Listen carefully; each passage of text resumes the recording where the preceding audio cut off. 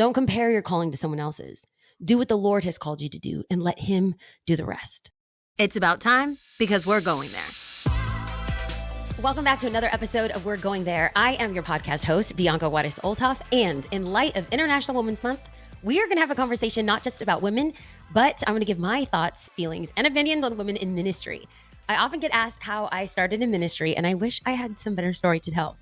My story was way less burning bush moment and more tending to the sheep like David. And that's probably where you find yourself. Maybe not in ministry, but in pursuing your calling or craft.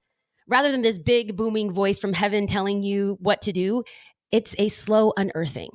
So friends, pull up a chair and join me on this storytelling journey as a woman, talking about what I wish men knew about women leading in ministry and what I want women to know about what it takes to lead in ministry. But before I do that, I think we need to start off at the very beginning. I need to confess that I had no intention of serving in ministry, working for a church, or even being a pastor. And when I say I had no intention, I really mean I had no desire. As in, I had no unction at the junction for that function. To be clear, I love the Lord, I loved his people, and I loved the church, but I never wanted to be in ministry. I was incredibly happy to serve at the coffee bar and the bookstore when I was in college, but then something happened. Around the age of 22, I started to see a growing need within our church.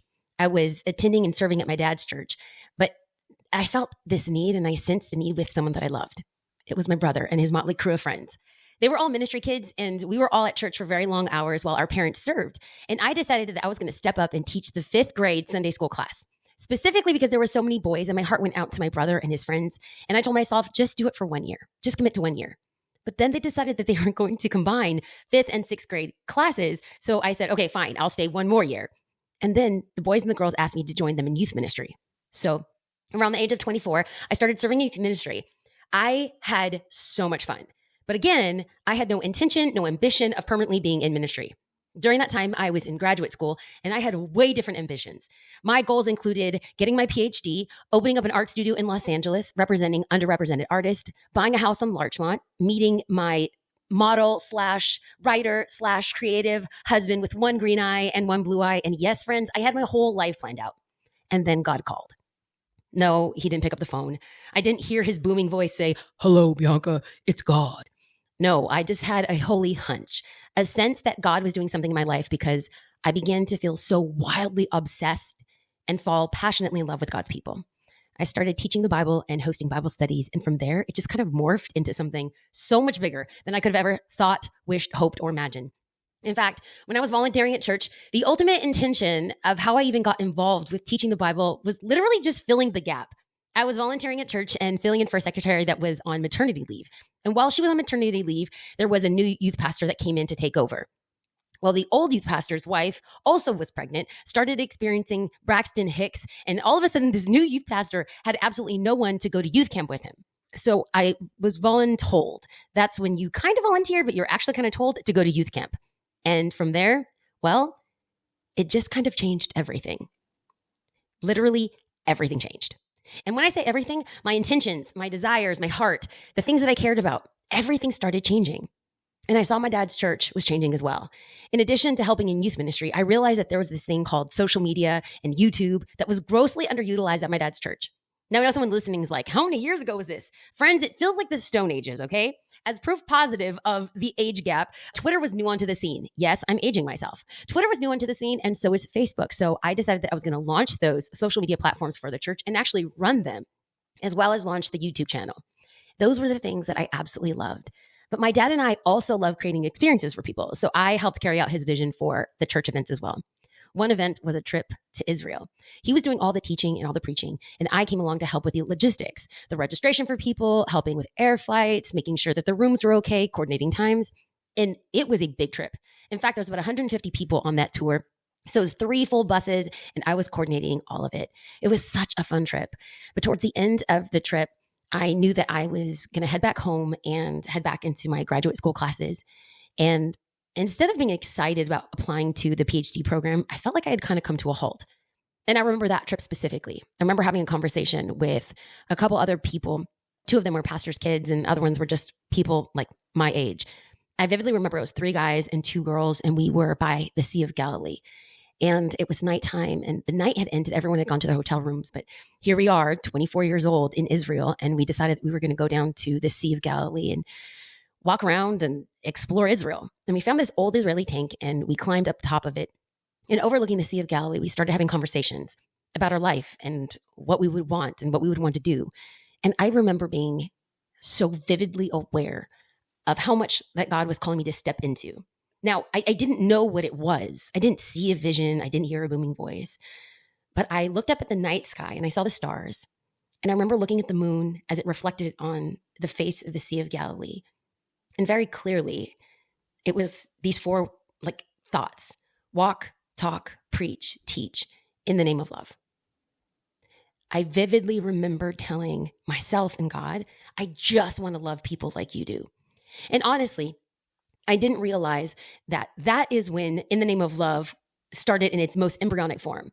If you're not familiar with In the Name of Love, it is a nonprofit organization that I lead, as well as a prison initiative that is under that. And at the age of 24, I basically had this dream, but I didn't know what it was going to look like. In light of International Women's Month, I want to bring to light that I didn't see anyone in my world doing this. Now, I've said this before, but you can't be what you don't see. So there I was in 2008, stumbling my way through discovering what leadership looked like as a woman. And if I'm honest with you, when we talk about the topic of women in ministry, I thought I needed a formal education. And please understand, the reason why is I'm an ardent supporter of academia. And so while I was in grad school, I was like, you know what? Let me just apply to seminary. And I think that was my first reality check. It was stumbling through leadership because it came at the expense of a rejection from seminary. Okay, long story short, I applied to one seminary and it was the only seminary that I really knew and felt comfortable with applying to. So I'm like, okay, I'm going to apply. And I like the professors. I like the content. I like the emphasis of the graduate school level courses. This is it. Great. Perfect. So I applied thinking this is not going to be a problem to get into. Now, I say that not to be arrogant. I'm saying this to be sincere. I'm giving you the details of the story because I want you to feel the shock that I felt. I did really well in high school. I did really well in college. In fact, I was a Bill Gates Millennium Scholar. My entire academia was paid for Bill Gates. And not only that, I went to graduate school and obtained a 4.0 in graduate school and was there on full tuition remission because of my grades.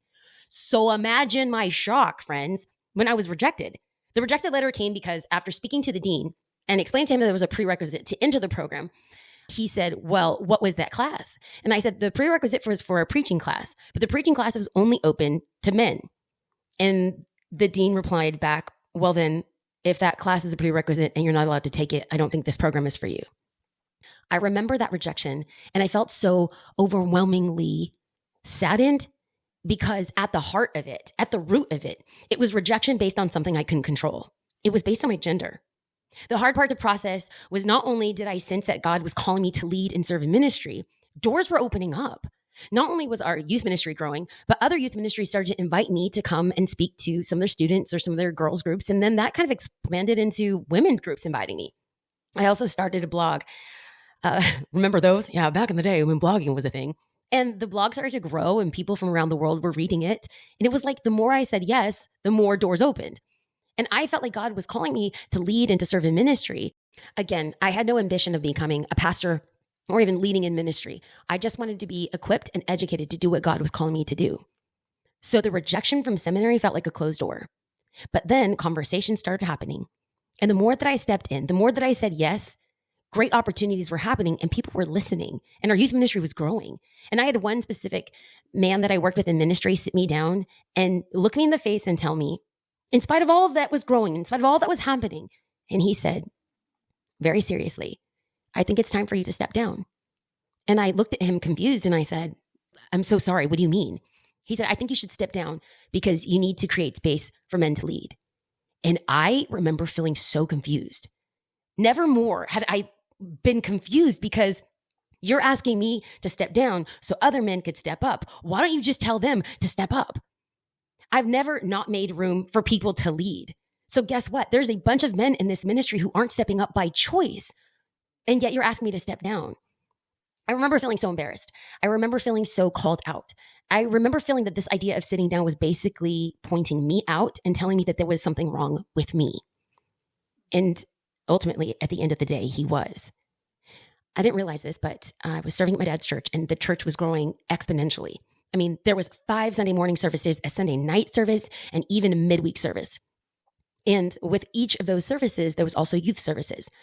And as every service was added, there was more youth that were coming in, but we weren't having more teachers or leaders step up. Now, please hear me.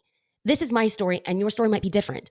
But please hear me say, when I say I didn't want a pastor, I didn't want a pastor. I just saw these kids coming in, and they were hungry for the word of God. We were full to the brim, and no one was stepping up to teach them. So I told this pastor, the one who told me to step down and, sit down so the men could stand up. And I remember a couple months later when we were adding more services and more kids were coming in and they were inviting their friends, and I was helping with sermon series and planning events and meeting their needs and mentoring and doing girls' Bible studies. I told him one day, I said, hey, if you ever need help in filling the gap, let me know. I'll fill in on a Sunday. And with all seriousness and with all sincerity on his face, with even disgust in his eyes, he said, I would never allow a woman to teach the word of God to junior high students. And that, friends, was one of many situations to come. I remember being in a church that invited me to come and speak on their Mission Sunday. I was working for an anti-human trafficking organization at the time. And on this Mission Sunday, I was going to come in and speak about A21, the organization that I worked for. But how can we as a church speak about God's heart for justice without bringing the gospel into a Sunday sermon? So when I said, open up your Bibles and turn with me to Isaiah, I couldn't even get the passage out before several men stood to their feet, turned their back, and walked out as I was preaching. I share these stories with you not for pity, not for empathy, but for understanding. When we talk about conversations of women and women in ministry, I never want to be perceived as an axe-wielding feminazi trying to fight for a seat at the table. Please hear me clearly. I was never invited to the table. Yes, there might have been chairs at the table. There just wasn't a chair for me.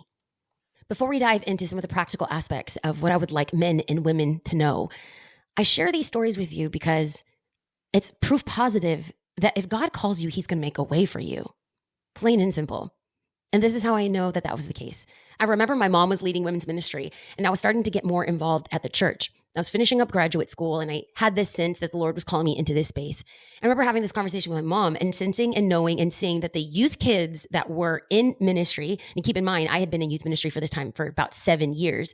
I had seen a falling off, like a falling away. We'd get them through 5th, 6th, 7th, 8th grade, all the way through high school, and then they would stop coming to church. And I told my mom, I said, hey, I think, having a Tuesday morning Bible study at 9 a.m. for women is just really hard because there's so many women like me who don't have kids and, can't make a Tuesday morning at 9 work because we have like regular jobs. Or even just like millennials like me, mom, that are anti-committal and don't want to be here for like a 9-month women's Bible study. And she said, well, then why don't you do a Bible study? And I said, I don't know if I should do that. And she's like, why don't you give it a try? So I set out and planned a 6-week summer Bible study.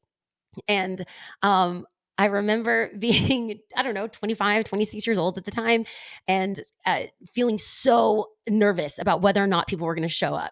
So I prayed and I was hoping for maybe 20 or 30 people. And I prepared, we put it in the church bulletin. Yes, we had a church bulletin. And I thought, okay, wouldn't it be amazing if 50 women came out?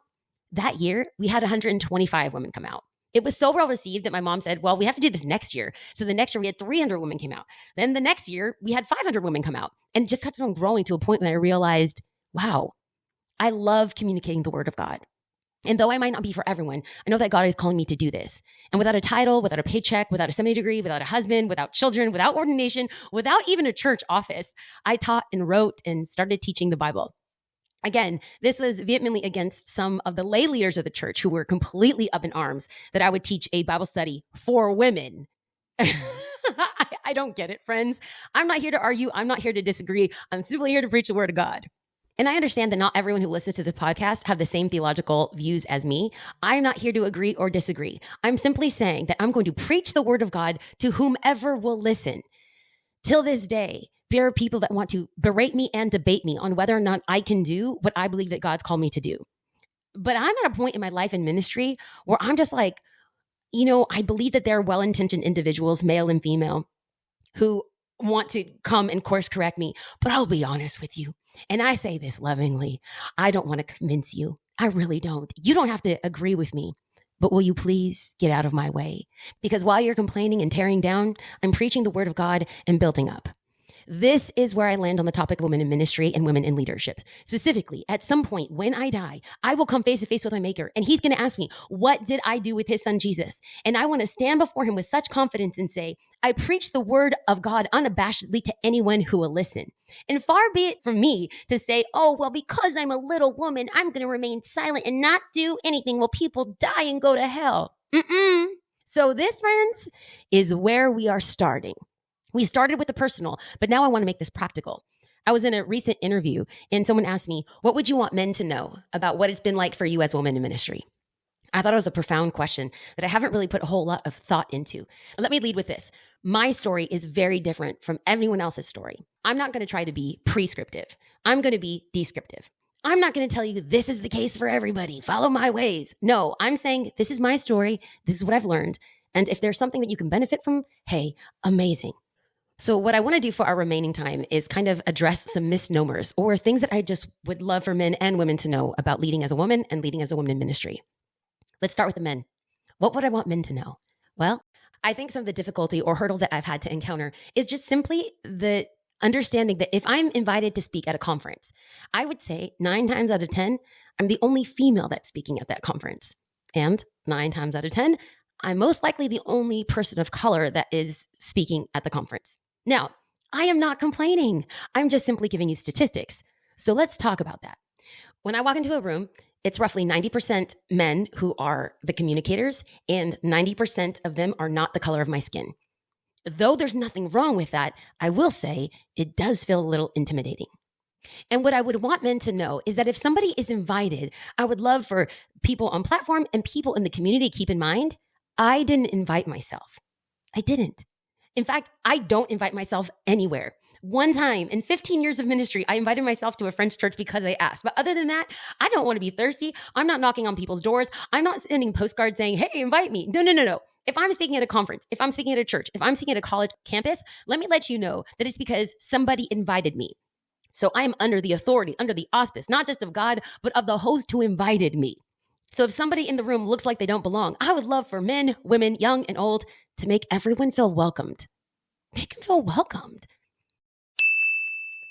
If you're anything like me, you might be a little neurotic with your water, and you probably don't trust tap water. That's why you have to check out AquaTrue. AquaTrue purifiers use a 4-stage reverse osmosis purification process, and their countertop purifiers work with no installation or plumbing. That was my favorite part. The filters are affordable and long-lasting, so you don't have to change them every 2 to 3 months like the other ones. Just one set of filters from their classic purifier makes the equivalent of 4,500 bottles of water. So basically, you're saving the environment from tons of plastic waste, and you get to drink fantastic water. I got mine delivered straight to my house, and it was easy to set up. AquaTrue comes with a 30-day money-back guarantee and even makes for a great gift. I know because I got one for my sister. Today, my listeners receive 20% off of any AquaTrue purifier. Just go to aquatrue.com. That's AQUATRU.com and enter the code WGT at checkout. That's 20% off of any AquaTrue water purifier when you go to aquatrue.com and use the promo code WGT. Hi, friends. I'm interrupting the episode to let you know of some amazing friends that help sponsor this show. This show is sponsored by BetterHelp. If you know me, I am a fan of counseling. I talk to friends, I talk to coworkers, I talk to people at church, and what I've realized in counseling and having an outside perspective is that it's helpful in learning positive ways to cope with stress and healthy ways to set boundaries. It empowers you to be the best version of yourself. It's not just for those around you, it's for yourself as well. If you're thinking about starting therapy, give BetterHelp a try. It's entirely online, designed to be convenient, flexible, and suited to fit your schedule. Visit betterhelp.com/going there to get 10% off your first month of counseling. That's BetterHelp, HELP.com/going there. I remember one time, this was years ago, my last name is Olthoff, which is of historically like German European descent. I am not of German descent. And so when I walked in, darker color skin, people were setting up and a guy pulled me aside and said, oh, this is where you're going to set up. So he started handing me chairs and instructed me like how he wanted the room set up. Well, I didn't balk at that. I said, sure, no problem. And here I am opening up folding chairs and putting them around large circle tables in preparation for a women's event. Now, I would say, 20 minutes later, the host of the conference sees me opening up chairs and she's mortified. She's like, what are you doing? I said, I'm setting up. She said, who told you to do this? And the guy thought I was the help, thought that I was the custodian or someone to set up. Now, here's the thing. If you're not willing to open up chairs for people to sit on to receive the word of God, I do not think that you are in a place to open up the word of God to receive the word of God. Neither here nor there. So my hope and what I would love for men to know as a woman and as a woman of color, my hope is that everyone would make everyone feel welcomed, which leads to the second thing that I want men to know. Men need to know that most women will walk into a green room and feel on the outside. I'm not saying this is the case for everyone. I'm just saying in most of the women that I talk to, and even myself, I have felt this way. While male pastors naturally have a fraternity that I see and celebrate and a bond that they have because of their gender, and I affirm it and I love it, I just would ask that it doesn't become an exclusive boys club. While men can bond over golf games and hanging out with late night conversations about church stuff, women just don't get invited to that stuff. I'm not saying that's not fair. I'm asking, what would it look like to be intentional about inviting other people besides the good old boys to have a conversation about what God is doing in the church? 91% of churches will have a man lead over 95% of the Sundays in a year. Whether they agree or not, women are comprised of 64% of the church. So I think having their voices in the conversation would be helpful and impactful. Again, so many conversations, so many connections, so many bonds and friendships are fostered outside of the church. But if women aren't invited into those spaces and places, where will those connections take place? Where will that development and connectivity take place? I'm not asking to be invited onto your male-only hunting trips or private men-only leadership roundtables. But for the sake of your congregations that you lead, it would be so great to hear from a perspective outside of your norm. Now, I know that there is some man out there that's going to retort and fight back and say, but men want to bond and not have to worry about a woman stumbling a man. Listen, if a man's self-control is so out of control that the mere presence of a woman will cause him to stumble, y'all, we have bigger issues to discuss. And if we really want to go there, for those men who self-righteously say, I will never be alone with a woman in a room, take heed lest ye fall. Because let's get real. In today's day and age, you shouldn't just be concerned about being alone with a woman. You can be alone with a woman, be alone with a man, be concerned to be alone with a laptop and no self-control. Because the truth of the matter is living above reproach means living above reproach, period. And I didn't realize this until I had a conversation with Tim Ross. Sneak peek, he's going to be on the podcast in a few weeks. But at the end of the podcast, when the recording had stopped, we started talking about an issue that we addressed in the podcast about what's happening to women in the church in regards to abuse. Now, before we discuss this tender topic, he openly and clearly stated, Bianca, you're a lovely woman, and I don't want to sleep with you. I need you to know that your calling, your body, and your heart were safe with me. Listen, I have never felt so safe and protected. Before any hint of anything was started or it got awkward or weird, he diffused the entire conversation in a way that was so amazing. I say this with so much love in my heart and so much respect. But I need you to hear me say that as a woman who has spoken to other women, I think we are tired of being perceived as the Achilles heel of man. So let's stop putting the onus on women because Eve partook of the fruit first, and let's start sharing the responsibility for the truth that there has been an objectification of women that has existed in a patriarchal society since the beginning of time. Lastly, I would love for men to know that women have to work incredibly hard to communicate and connect with a mixed audience. It is difficult to be a leader within church, a preacher of the word of God, and also to have to jump through hoops. If I'm honest with you, getting dressed to preach at a conference or at a church behind a pulpit or a college campus is really difficult. I mean, let's get real. Most guys, they put on a button-down shirt and some jeans, some shoes, they're out the door. As a woman, it's a totally different ballgame. You can't look over-sexual, but you can't look frumpy. You have to not only watch your neckline, you have to watch your hemline. If your voice is too shrill and too feminine, you'll turn off the audience.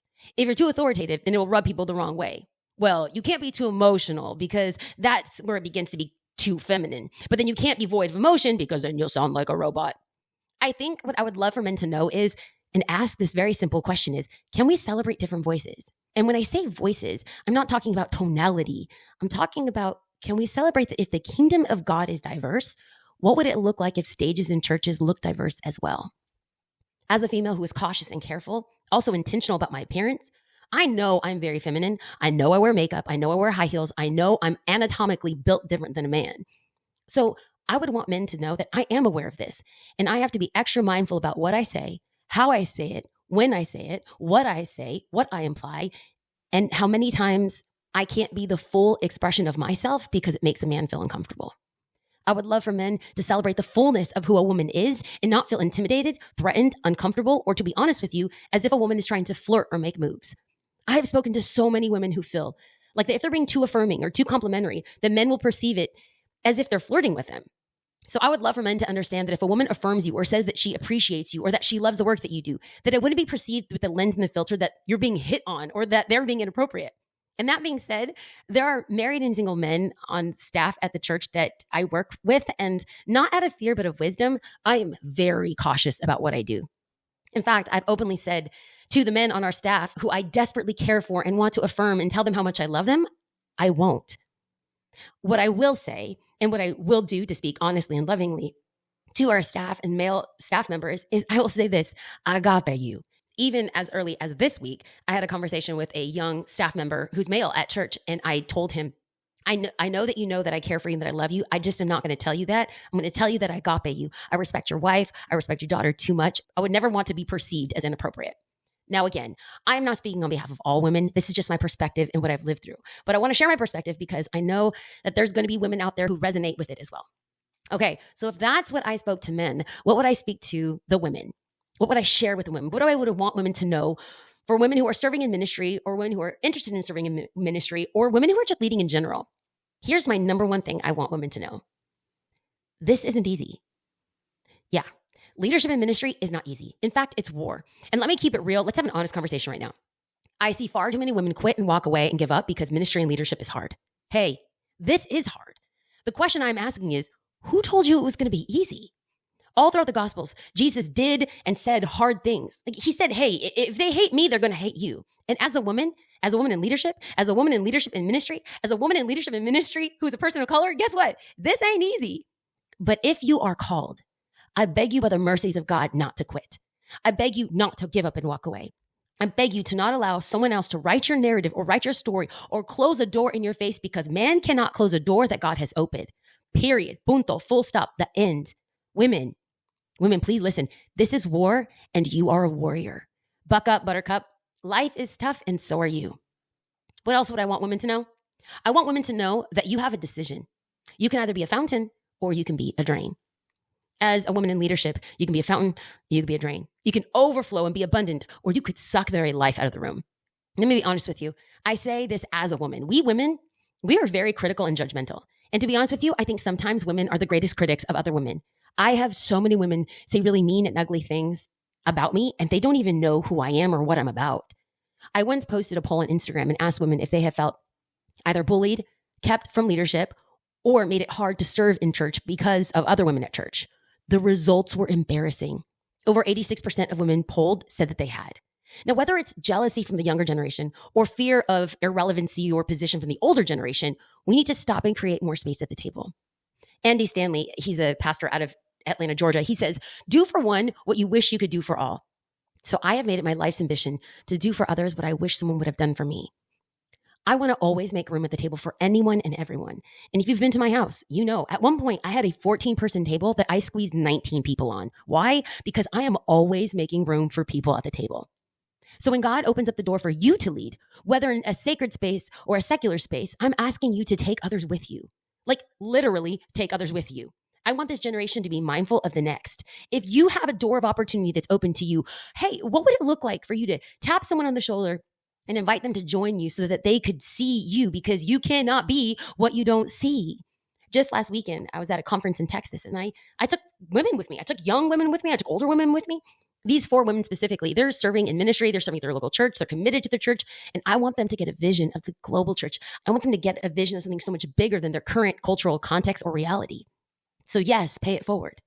As in, yes, take them with you, but then also pay for it. A lot of the next generation, they don't have funds or finances for development. And if God has given you an opportunity and an open door in finances, invest in the next generation. Do for one what you wish you can do for all. I just want people to stand on my shoulders and go to places that I never could go. So don't just invite them with you. Don't just pay it forward and pay for them. I'm inviting you to push them. What would it look like for you to tap them on the shoulder and say, hey, I'm not going to call you out, but I am going to call you up. You're better than this. You're better than these decisions. Hey, you know what? The work you're producing, I want you to move from a half-baked, lazy idea to some fully baked concept that I know is going to change the world. I want you to work really hard. Yes, friends, we don't just call them out. We call them up. In America, we are familiar with generational wealth. In Europe as well, we're familiar with generational wealth. It's Basically creating wealth, not just for you, but for your children and your children's children. Well, I don't come from a family of generational wealth, but I am fighting for generational opportunity. I've learned so much from leadership simply by watching my dad. And I don't want to hoard those secrets. I don't want to hoard his amazing leadership wisdom. I want to pass it to the next generation. And so I may not have generational wealth, but any opportunities that I've been given through serving at my dad's church or my local church context, I want to create that for other people. So if God has called you with influence and affluence, I want women to be at the forefront of training, discipling, and creating opportunities for other women. The second thing I want women to know is to find your voice and be patient.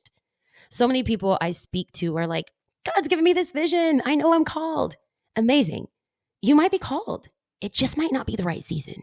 I remember I was 30 years old. I was about to sign a big book deal, and I started working for a woman by the name of Christine Kane. If you're not familiar with Christine Kane, she's from the land down under. She's an Aussie, and she's this amazing preacher, teacher, and she is just the woman who will charge hell with a water pistol, okay? That should give you a picture of just how crazy and honest she is. Well, not only is this woman insane, I remember how bold she was. I had this vivid and direct conversation where she looked at me and she said, "Why are you signing this book deal?" Wait, I have to do it with her Aussie accent. "Why are you signing this book deal? Like, you're going to spend so much of your time investing in the process. And what do you have to say? You're 30 years old. Trust me, when you're 40, you'll have so much more weight." Okay, this is where my accent just breaks down. I'm just going to stop. She basically said, when you're 40 years old, you'll have so much more weight to the things that you have to say. And as savage as that sounded, she's asking me like, what are you going to say right now? As savage as that sounded, here I am 10 years later. Oh my gosh, she's absolutely right. The things that I'm writing now, the things that I'm saying now have a different weight behind them. Now, it didn't mean that I didn't have anything to say then. It just didn't come with weight. So let me put this in a different context. Let me give a culinary example. I can make a soup.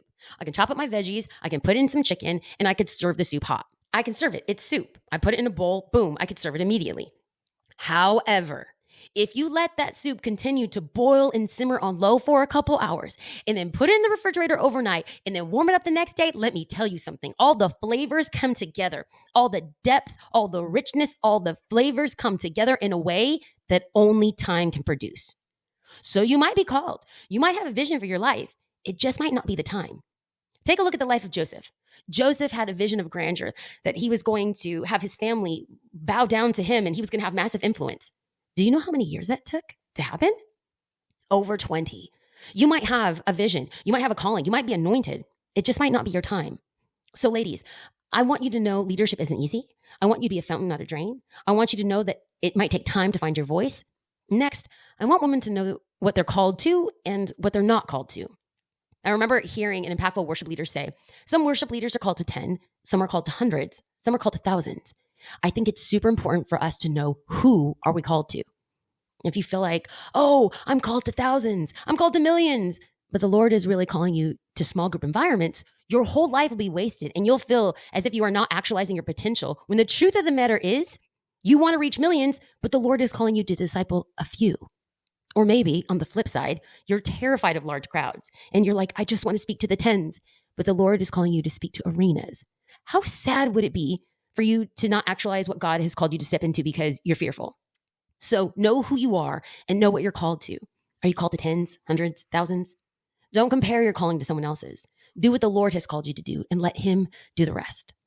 And please listen to me. And just because you're called to someone or something in a season, that doesn't mean that it's going to be forever. Seasons change. I'm going to say that again. Seasons change, and that's okay. Maybe you get married. Maybe you have a kid. Maybe you lose a spouse. Maybe you lose a job. That doesn't mean that your calling is lost. It just might mean that you might need to take a break, or that it might take a little bit longer than you expected, or that maybe you're just redirected. But sometimes when the seasons change, it might feel like death. And I don't want to gloss over that. Maybe you find yourself in a moment, you find yourself saying, God, I don't understand. I know what you've called me to. And now I have this child and I'm not able to do what you've called me to do. Or maybe it's like, I've lost my job and I'm unable to do what you've called me to do. Listen. Take a look at annual seasons and look at the natural changes in a year. Like, let's take winter, for example. In winter, everything's barren. Everything is dead. Snow kills everything. But what looks dead above ground is actually growth underground. And you know what's happening? Spring is starting. Yep, that's right. Things begin to grow and seasons change, and your life will change as well. What might look dormant and dead in one season is actually the Lord getting the ground ready for what he's going to produce in the next season. I feel like I need to amen myself because that is some truth right there. Okay, ladies, last thing that I want you to know, check who is around you. Surround yourself with people who are going to tell you the truth in love. Surround yourself with people who are going to be honest with you and for you. And let me tell you, this is going to be so crucial to your development. This is so crucial to your development as a leader because if you don't have the right people surrounding you and telling you God honest truth, you're going to start believing your own hype. You're going to start believing your own PR, okay? We have to be very, very careful, especially, and I'm going to speak to women in ministry. If the Lord has given you a platform, if the Lord has given you influence and connections or leadership ability, and you don't surround yourself with people who are going to tell you the truth, this will be your demise. Why? Scripture is very clear. Pride comes before the fall. If we are not careful, we will start believing that we are infallible and no one could touch us. No one could tell us that we've done anything wrong or that you're absolutely perfect. You do all things well. In fact, this is a good thing about having a savage family. This is a great thing about having mean sisters because my sisters are savage. Last week, I traveled with my little sister and oh my goodness, she called me out, shots fired. She had a list of bullet pointed things that I had said that were completely wrong, but I was unaware of. And I wanted to take offense.